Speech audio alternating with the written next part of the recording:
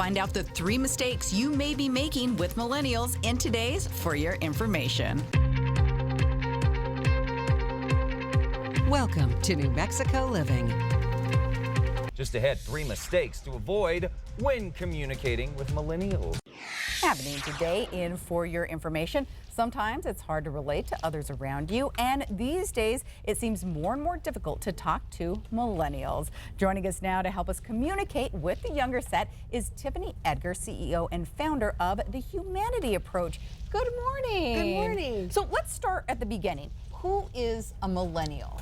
A millennial is anyone that is born from 1982 to around 1999, and that is based off of Pew Research Center. Okay. So there is no real hard start and stop, Yeah. but that is what Pew Research Center goes off of, and that's what I go off with my company as well. Okay, and we're starting to see that age group kind of move into the workforce, and we're seeing them out of school. Yes. And so why do we have such a hard time communicating with millennials? Well, you know, it's interesting because the values that the millennials have are the same values that the boomers have.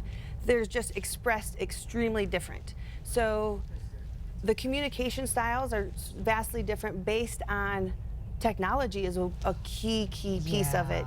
Yeah. And that has really changed a lot of how we communicate with each other. Yeah, well, and if your values are the same, what are some of the mistakes that we make that we should be avoiding?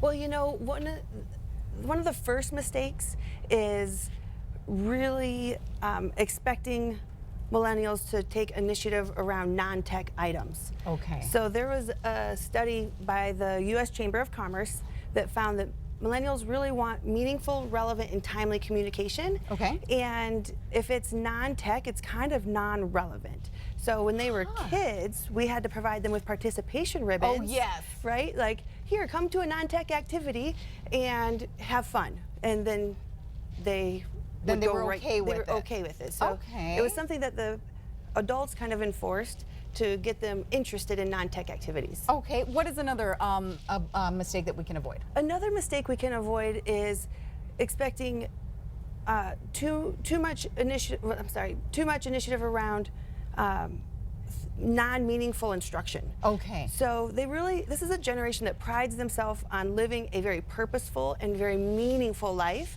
And if you're providing instruction and then just leaving and not providing consistent, frequent feedback that's meaningful, you're going to lose them. Okay, all right. Yeah. And what is the third mistake? The third mistake is calling them on the cell phone.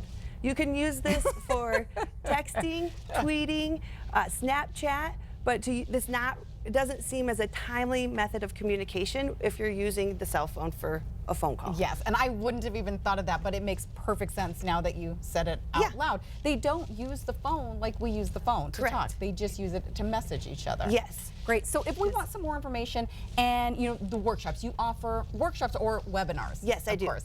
Yes, I can do in-person workshops, but I do a lot of webinars, and you can find that information on my website, humanityapproach.com. Awesome. Well, thank you so much for helping us avoid those mistakes and talking to millennials. And if you'd like some more information, just head on over to foxnewmexico.com.